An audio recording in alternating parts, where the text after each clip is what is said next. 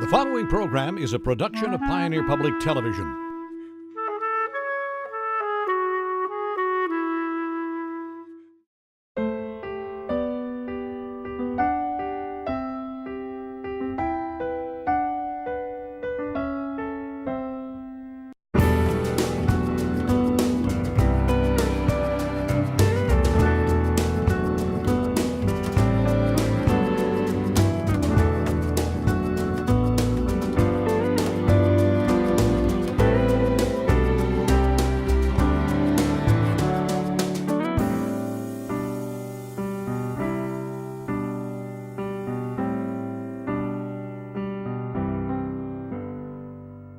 Welcome to another episode of Compass. I'm Les Heen.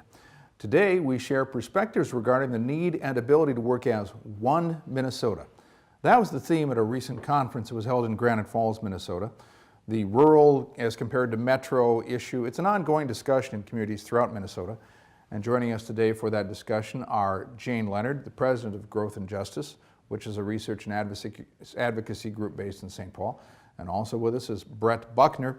He's representing One Minnesota, another group with a goal to achieve shared, sustainable prosperity for all Minnesotans. And I should add that they are joining us from the studio in St. Paul of the St. Paul Neighborhood Network. So Jane and Brett, welcome to Compass. Thank you for having us. Thanks for coming, or thanks for having us, right. Sure. Now, Jane and Brett, I know both of you participated in the three-day conference in Granite Falls, and I was there, and the conference was called Thriving by Design. So Jane, I'll start with you. Could you tell us what the idea was of this conference? It seemed to be it was about bringing Minnesotans together to discuss how we can all do better. Is that one way to describe it? Yeah, that's a perfect way to describe it, Les. It's from a kind of long-running script about the rural-urban divide, or the alleged divide, I guess, the narrative that seems to be coming up more and more. And we wanted to help people understand both the interdependencies and the unique characteristics, too, of the regions that we have in the state, and the fact that we're all part of the Minnesota community. And working with onemn.org has been great, because they've also been working on the idea that economic prosperity can be had by all if we embrace the diversity that we have and have an inclusive economy. And that's part of what we were working towards as well. And so that Thriving by Design, it was there to say we can create the future. We don't have to just let it happen. There are ways that we can use our resources, the people that are coming into the state and the people that are here, and develop that talent and be one Minnesota in spirit and in overall vision, but also recognize our unique differences that bring us that diverse strength. Now, Jane, of course, I heard you say the words One Minnesota, which is, of course, a great lead-in for Brett, because his organization is One Minnesota. So, Brett, what were your goals for this conference, and where do you think we go? Well, first of all, we're just excited to be partnering with Growth and Justice and Jane, and it's just been a delight, and it was great to be in the Upper Sioux and Granite Falls area, so thanks for coming out. Our goal was as simple as pulling people together to start to discuss how we can really imagine how inclusive One Minnesota can look like, and how shared sustainable prosperity can actually be a rallying point for all communities across the state of Minnesota. We have been blessed, in Minnesota with such diversity of not only just, as we talked about, population, but our environment that we've been able to share with the rest of the world. But we have this great challenge now in order to move to that next level. And what we have been fighting for with onemn.org is the ability to bring people together, start to look at our commonalities, and start to grow from there. And I think the conference was a great jump-off point for us, for all of us. And we look forward to the rest of the summer and the fall in order to continue on those activities and to present a new set of recommendations for the next governor and legislature. One of the things that I found really interesting at the conference, Jane and Brett, was the presentation by Susan Brower, who is the state demographer, because a lot of these conversations, I think, have to start with not only what do the numbers look like statewide right now, but then where are we going? So were there some things that jumped out at you from Susan Brower's presentation about where we are now as a state, what the numbers show, and where we will be in, say, 10 or 20 years as we look at this from a statewide perspective? Oh, go ahead, Jane. Well, I was just going to say that that was part of our prompting, actually, to do this conference, was to understand that we are going to be, we are undergoing a change right now, certainly with the baby boomers like myself who are starting to retire and the workforce shortage that is happening. And the fact that we've got more people of color and immigrants, and that we will soon, I think by 2030, 35, become a white majority minority, I think. I'm getting the term wrong here, but Just even but getting the go ahead. just even getting the terminology together and Yeah. understanding where we're all at is probably one of those key pieces. What the stories that come out, and as Susan Brower always does a great job with us and for us as a state demographer, the stories that come out of even Southwest Minnesota, where we're hearing things such as Walnut Grove and the population emerging from the Hmong community, in Marshall, Minnesota, not Marshall, but Marshall Worthington, as well. the whole Worthington. Southwest. I mean, it's one of the reasons why we went to the Southwest, because it's an example of how our state is changing and how it's been changing actually for a generation. Exactly. It's been happening all around us, and I remember being at the Department of Trade and Economic Development even 30, 20 years ago, and hearing, gosh, there's these changes coming, we have to get ready. Yeah. Well, it's here, and I think Yeah. that was Susan's message, is that it's here. And to be perfectly honest, we're a little flat-footed right Yeah. now. We have not made the necessary adjustments in order to truly include. We've, in our greatness of Minnesota Nice, at times we forget that we actually have new neighbors, and that we need to reach out to those neighbors and really say, you know what, you're just as Minnesotan as we are. And so even with the census that's coming up in 2020 that Susan Brower has taken a major lead on right now, is going to tell a major story that we're going to have to really acknowledge and understand that Minnesota is no longer competing against Iowa or Michigan or wherever else. It's competing against Malaysia, it's competing against Singapore, it's competing against other regions across the globe. And that the projected 7 million Minnesotans that are here are going to be just as, every hand is going to be just as important And needed. Yeah. in order to make sure that we are able to maintain our high quality of life. Yeah, and I think, that's another message that we heard, but go ahead, Les, Yeah. you probably get more questions for us. Well, I was going to say that one of the things that struck me in one of the presentations that day was the dealing with the common perception that if we just kept our own graduates in Minnesota, high school graduates, if they stayed, that if they stopped growing to California and Florida, well, then we'd be fine. And of course, what the numbers seem to demonstrate is that even if all of those people stayed here, which is not likely, that in order for our workforce to grow at a roughly a rate of 0.5% a year, which it needs to do considering how many people are going to be retiring, that we do need more people coming into the state just to maintain the workforce and the growth of the economy. And I think that was one of the most important points I heard all day. And have you been hearing that from employers and people that you've worked with? Yeah, you have a group out of the Twin Cities area called Greater MSP. It's a 16 county compact that literally goes all the way up to Mille Lacs and other parts of the southern metropolitan area that has been screaming that issue. But that's not just isolated to those 16 counties. It's all 87 counties across the board. And the question is what are we doing in order to entice, to stabilize and to entice individuals to stay in this area? Where, we saw an individual like Ashley Hansen, who just received an Obama fellowship that lives in Granite Falls.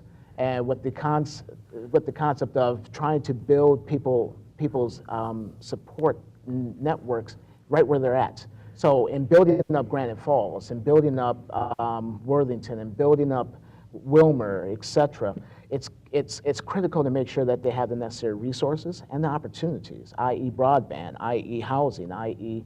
childcare, in order to feel like they can actually build in place and kind of be successful right where they're at. Yeah, and I think, that was another thing that we learned at the conference, and it was something that we wanted to try to help everybody understand, is not only these demographic changes that are underway, but the resources that we have. You mentioned broadband, you mentioned housing, childcare. There's this kind of perfect storm happening where we are trying to invest in infrastructure, and we heard about some of the infrastructure challenges that we have, because people are choosing places to live and work by place, not necessarily by job. Yeah. And that's kind of a new thing for some of us to get our heads around, is that people will go where the quality of life is high. And so a place like Granite Falls, to me, is great quality of life, recreation, education, good jobs. And how do we build that around the whole state? We've got regional centers. Some of the smaller towns are having harder times. Right. And some of the neighborhoods in the urban areas too. So definitely. Yeah. So part of our work together with Thriving by Design and the One Minnesota Equity Blueprint, which is the pathway that we're trying to put together for this, is to say we can be thriving by design, we can create the future, we've got the resources to do it. We have to do a better job, I think, of coordinating what we have, and as you said, Les, attracting people to come here, because we do need more talent.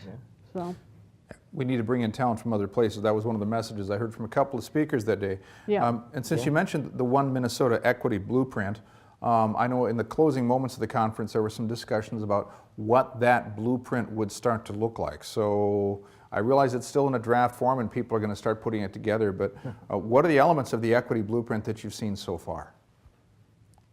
Wow. Well, some of them are very familiar. Like, we have to support agriculture.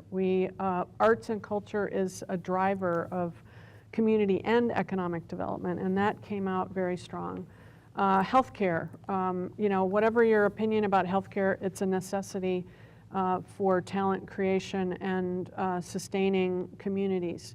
The infrastructure challenges that we have, a group called MN 250, or 2050, excuse me, really laid it on the line for us. And so infrastructure is a huge thing, and I'm not talking just about broadband, but our water and sewer and pipelines, just roads, bridges. I mean, we've heard this, but it's getting to the point where it's so problematic in terms of our economic development ability that we have to really start to concentrate on that. So I think the blueprint really landed on a couple of things that are somewhat predictable, but there was also some nuances of innovation in terms of entrepreneurship, for example, really grabbing hold of that, and the idea of the new economy being much more distributed if we have the infrastructure and the quality of life to support that. Exactly. No, I was amazed on just the excitement that individuals were able to share their stories. But I want to piggyback on the infrastructure conversation. I know, especially in greater Minnesota, that is a major issue that the group Minnesota 2050, which is made up of basically your city engineers. So basically think of all the people who are trying to keep everything together with duct tape and bailiwick, that's come together and say there's an issue here.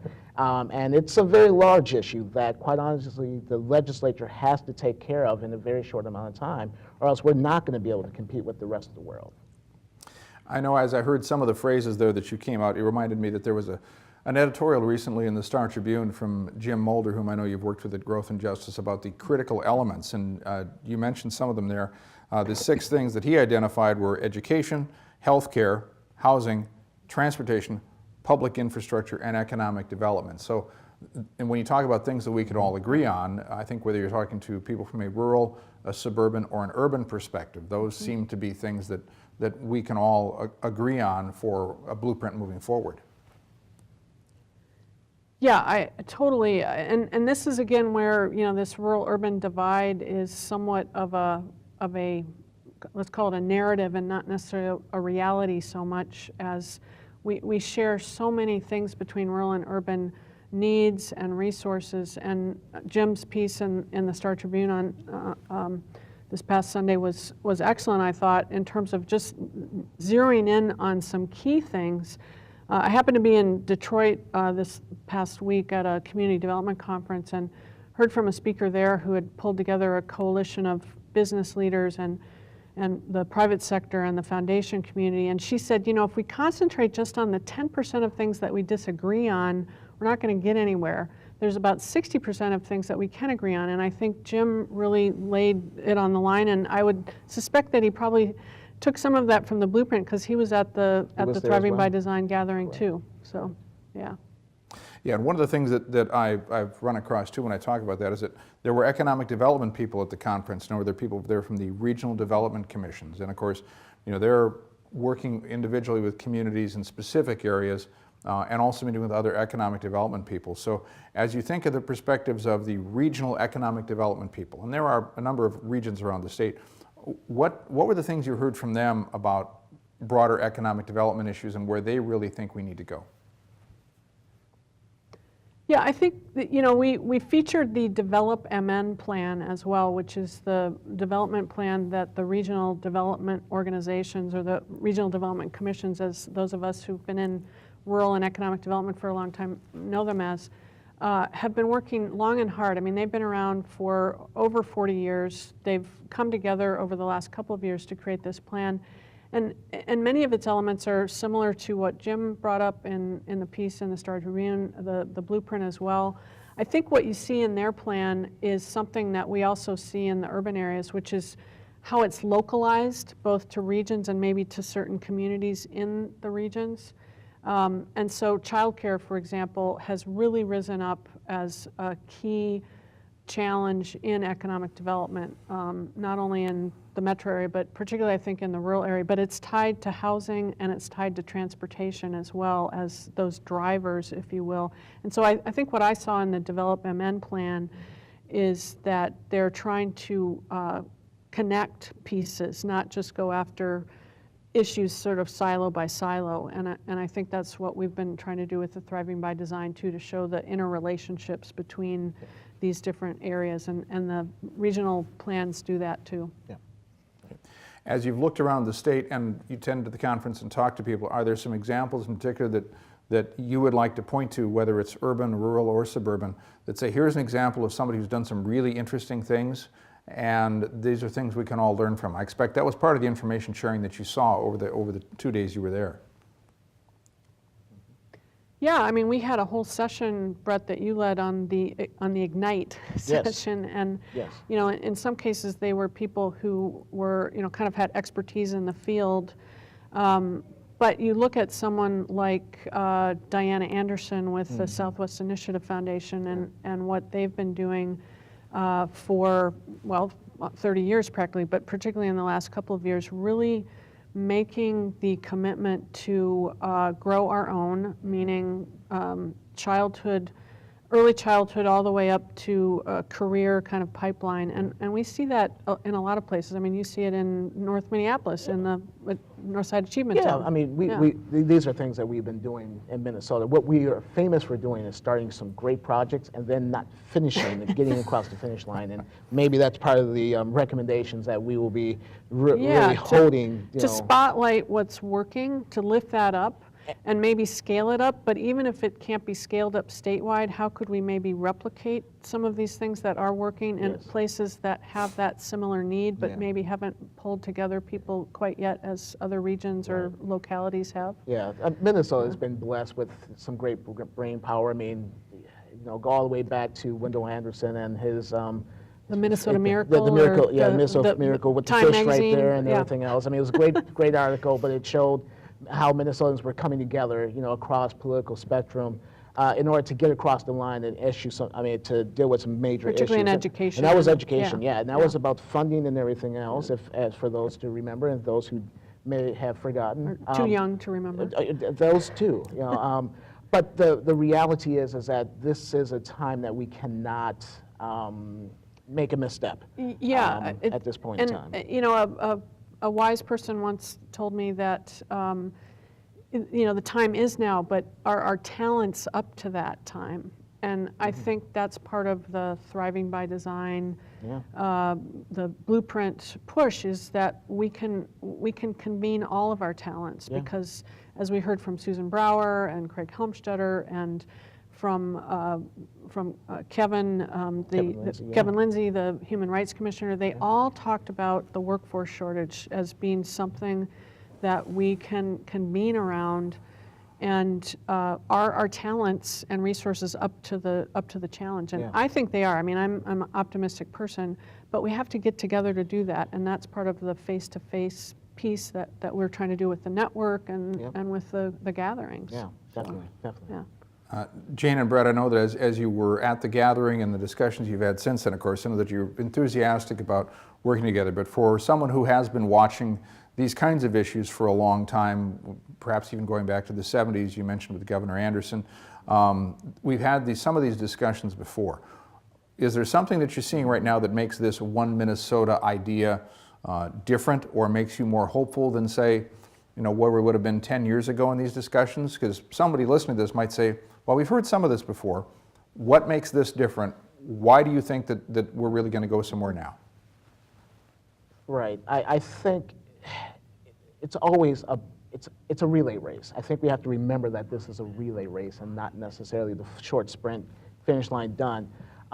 That as long as we continue to work together, continue to stay at the table, keep eye on ball in order to make sure that we're really pushing forward as a collective and understand that we have new actors and new players and new challenges even. When you start talking about the expanding our concept of Minnesota and who we are competing or actually trying to interact with, those things change the landscape.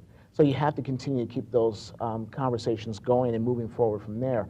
I think what changes on this standpoint is just basically the speed of change with the technology and with the ability to move across the globe in literally days as opposed to where we were just even 20 years ago. And that the economy and how we even define economy has changed greatly as well.